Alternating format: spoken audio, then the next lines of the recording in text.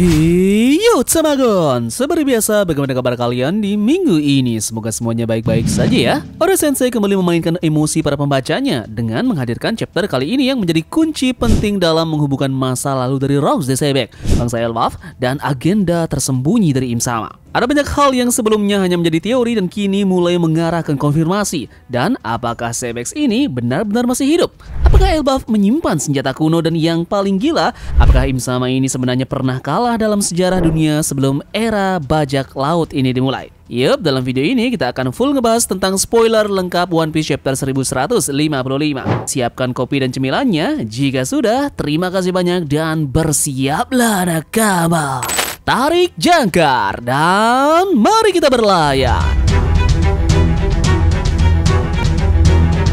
One Piece chapter 1155 mendapatkan judul Bajak Laut Rocks. Color spread kita dapatkan pada chapter kali ini, kru tepi jerami sedang berjalan di tangga kayu untuk menyeberang dari satu gedung ke gedung yang lain di sebuah kota. Chapter ini dimulai dengan melanjutkan akhir chapter sebelumnya.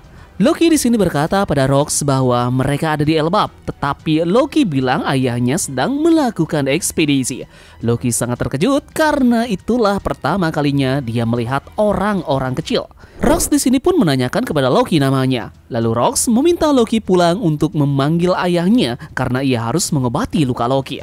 Loki lantas menolak dan menyerangnya, tetapi Rocks ini menggunakan pedangnya untuk membalas. Loki di sana berkata, "Apa yang membuatmu berpikir ayahku akan kembali untuk sesuatu seperti lukaku? Beraninya kau memerintahku, kau terlihat seperti orang lemah." Nah, di sini pun narator bilang bahwa serangan pedang milik Rocks yang terkenal karena dapat membuat benda-benda di sekitarnya berterbangan, seakan-akan terkena hantaman palu raksasa ataupun ledakan meriam. Nah, setelah hal tersebut, flashback tentang Reverie pun terjadi 8 tahun yang lalu dimulai. Di sini terlihat para prajurit di Kastil Pangea melaporkan bahwa ada 5 raja yang telah diserang dan diculik oleh seorang pria besar berpakaian hitam. Kemudian kita melihat Im Sama yang ada di ruangan bunganya. Im Sama di sini pun berkata, "Nyawa raja biasa tidak bisa digunakan sebagai alat tawar-menawar melawanmu." Rocks menjawabnya, "Kupikir juga begitu, tapi tanah suci sekarang kacau."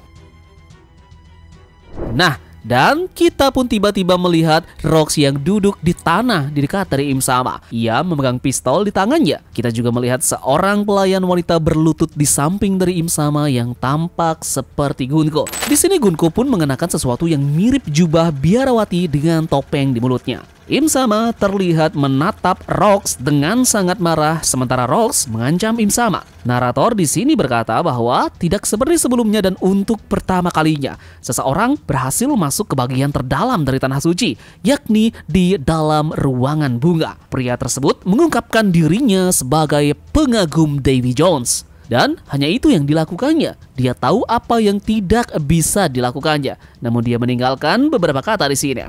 Rocks bilang, "Suatu hari nanti aku akan kembali ke sini." Nah, dan disinilah Rocks menemukan Harald di kota Mariojoa ketika keduanya mencoba melarikan diri. Dalam halaman ganda yang luar biasa pun kita melihat mereka saling serang. Bentrokan Hausokuhaki mereka pun mirip seperti Roger dan juga Shirohige atau Luffy melawan Kaido. Pedang mereka di sini tidak saling bersentuhan. Narator kemudian menjelaskan bahwa bentrokan antara 2 orang asing tersebut yang menghabisi semua orang dalam radius 5 km. Mereka berdua saling memperkenalkan diri saat bertarung. Nah, setelah bentrokan singkat tersebut pun, keduanya melarikan diri bersama Harald yang bertanya pada Rocks ke arah mana Elbaf karena dia tersesat. Rocks lantas bilang ke Harald kalau mereka berdua selamat. Mereka harus bertemu lagi. Lalu Harald pun melompat dari Red Line dan Rocks pun kaget melihat betapa gilanya Raja Harald. Narator menjelaskan bahwa meskipun telah mendapatkan perawatan darurat, Admiral yang diserang oleh Rocks di Mariojoa akhirnya tewas. Maka pemerintahan dunia mematok harga tinggi untuk kepalanya. Nah, kita pun di sini melihat poster buronan dari Rocks, tetapi kita tidak bisa melihat nilai bounty-nya. Beberapa waktu kemudian, Rocks pun menyerang sebuah kapal yang membawa upeti surgawi untuk Mariojoa. Ia bahkan menghancurkan sebuah gerbang keadilan untuk melarikan diri. Nah, sekarang dengan uang dan kapal yang dimilikinya ini, Rocks pun memulai karir bajak lautnya. Selama tahun-tahun berikutnya pun kapal-kapal bajak laut menjadi target baru dari Rox the Sebek. Ia memainkan beberapa permainan Davy Big Fight untuk mendapatkan rekan kru baru. Namun Rox belum resmi membentuk kru bajak lautnya, jadi mereka hanyalah sekelompok penjahat yang mengikuti Rox.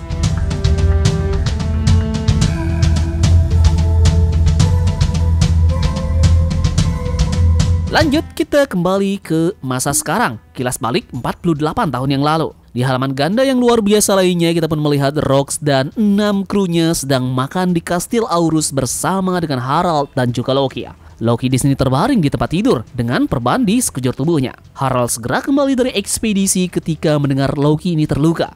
Nah, meskipun Loki sudah hampir pulih, Harald memintanya untuk tidak pergi lagi ke dunia bawah. Loki sangat senang melihat ayahnya kembali dan menjemputnya. Kemudian, Rox pun ingin Harald bergabung dengannya karena dia tahu pemerintahan dunia mengabaikan semua permintaan Harald. Harald menolak dengan mengatakan dia akan kehilangan semua kepercayaan yang telah diperolehnya dari bangsa lain. Kemudian, Harald bertanya kepada rekan-rekan kru Rox mengapa mereka mengikuti pria tersebut. Nah, dan disinilah kita mendapatkan 6 kru pertama dari bajak laut Rox. Shiki di sini bilang, jangan bikin aku tertawa. Kami sendiri yang mengurusnya, bahkan jika Rox mati itu tidak akan berpengaruh. Shiki pun diperkenalkan si Yakuza, kemudian dikenal sebagai Gold Lion Shiki. Sementara itu kita pun diperkenalkan kru wanita dari Rox ini, Miss Buckingham si Science Rubber. Stasi di sini bilang tepat sekali, tapi ada sesuatu tentang rencananya. Tercium seperti peluang cemerlang untuk menjadi kaya. Kemudian ada kru yang bernama Don Marlon, si gangster dari West Blue. Marlon ini bilang, pernah dengar Hachinosu? Pulau pengasihkan, juga dikenal sebagai Pulau Bajak Laut. Itulah pulau tempat negara-negara biasa merelokasi penjahat kejam yang tidak dapat ditampung oleh penjara mereka sendiri. Lanjut ke kru berikutnya, yakni Edward Newgate sang bajak laut yang kemudian dikenal sebagai Shirohige.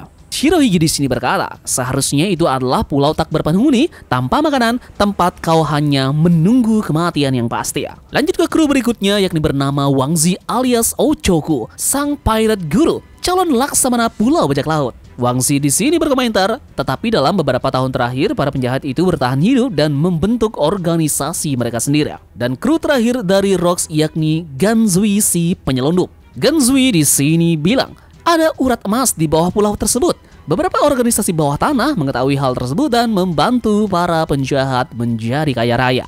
Nah, di sini pun diberikan informasi bahwa Ganzui ini adalah pria besar berzirah lengkap yang kita lihat di God Valley dan salah satu zombie Moria di Thriller Bark. Don Marlon sendiri adalah gangster yang terinspirasi oleh karakter seperti Vito Corleone. Ini mungkin adalah ayah dari Gang BG. Dan Wangzi sendiri alias Ochoku adalah pria yang mirip dengan Karibou dan mungkin saja dia adalah ayah dari Karibou. Oke, kita lanjut. Rox pun kembali mengajak Harald untuk bergabung. Loki bangun dari tempat tidur dan menguping pembicaraan Rox dan juga Harald ini. Loki di sana terlihat menangis, terseru-seru mendengar kata-kata dari Rox. Rox berkata, ikut aku Harald, aku dan kau bersama, kita pun tak terhentikan. Harald kemudian menolaknya, aku adalah raja suatu bangsa. Rox berteriak, ayo kita rebut dunia ini. Loki pun ikut berteriak seperti itu. Nah, di sini pun narator bilang bahwa Loki menyadari bahwa dia telah diselamatkan. Kemudian kita pun sampai di halaman terakhir pada chapter ini. Kita melihat beberapa kapal mendekati Hachinosu saat narator berbicara tentang apa yang terjadi 4 tahun kemudian. Timeline ini 44 tahun sebelum waktu sekarang. Narator di sana pun berkata, 4 tahun telah berlalu sejak saat itu, dengan Harald menolak undangan Rox setiap kali dia menawarkannya. Dan akhirnya rencana Rox dengan kelompok elit yang setuju dengannya akan segera dilaksanakan. Chapter ini pun berakhir dengan bendera bajak laut Rox berkibar untuk pertama kalinya. Yups, dan itulah seluruh rangkaian kejadian mengejutkan pada chapter 1155 ini. Tapi seperti biasa, Oda tidak pernah bermain tanpa meninggalkan teka-tekinya. Nah sekarang, apakah pertemuan Rox dan juga Im-sama di masa lalu ini berarti ada kesepakatan rahasia? Apakah Elbaf adalah pion terakhir dalam perang besar melawan pemerintahan dunia? Dan mungkinkah Luffy dan juga kawan-kawannya bukan sekedar bajak laut, tapi reinkarnasi dari kehendak lama yang ingin membalikan dunia? Yup, semua pertanyaan ini tentu akan kita ulas dalam video analisis nanti. Namun sebelum itu, kita akan bahas detail percakapan lengkap yang ada pada chapter ini beserta dengan panel-panel pentingnya di video review besok. Jadi, terima kasih sudah menonton dan sekian dari Tamagon, turut ganjanggar. Mari kita berlabuh.